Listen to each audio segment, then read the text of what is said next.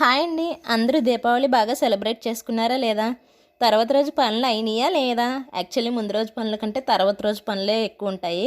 నాకు ఆ తర్వాత రోజు ఉండే పనులతో పాటు నాకు మా వాడు ఎక్స్ట్రా పని యాడ్ చేశాడనమాట. ఏంటంటే అసలు దీపావళి ఎందుకు సెలబ్రేట్ చేసుకుంటామో నాకు ఈరోజు బెడ్ టైం స్టోరీగా చెప్తావా చెప్పవా అని నైట్ పడుకునేటప్పుడు గోల పెట్టాడు.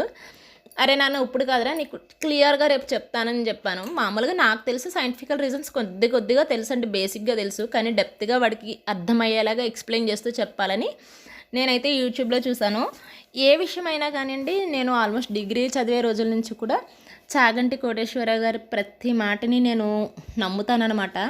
ఆయన ప్రతిదానికి ఆధ్యాత్మికంగా ఉన్నటువంటి కారణాలతో పాటు సైంటిఫికల్ రీజన్స్ కూడా చాలా బాగా చెప్తారండి. మనం అర్థమయ్యే విధంగా, మనం అర్థం చేసుకునేలాగా, మనం ఫాలో అయ్యేలాగా ఉంటాయి ఆయన మాటలు. అవి మనకే కాదండి, ఆయన చెప్పేటువంటి మాటలు పిల్లలకు చెప్తే వాళ్ళు కూడా వింటారన్నమాట. ఆయన వే ఆఫ్ ఎక్స్ప్లెనేషన్ అలా ఉంటుంది, నాకు చాలా బాగా నచ్చుతుంది. సో ఆయన మాటల్లోనే పూర్తి సైంటిఫికల్ రీజన్స్ అలాగే ఆధ్యాత్మికంగా ఉన్నటువంటి కారణాలని తెలుసుకున్నాను.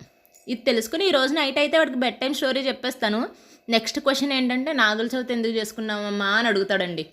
సో ఇది అయిపోగానే దానికి సంబంధించిన వీడియో కూడా క్లియర్గా చూసా. ఐ మీన్ సైంటిఫికల్ రీజన్స్ ఏంటి అనేది క్లియర్గా నేనైతే టీవీలో పెట్టుకొని చూసాను. ఇవి చూస్తూ ఉంటుండే కానీ నాకు మళ్ళీ ఇంకొక చిమిలి ఆర్డర్ అయితే వచ్చిందండి.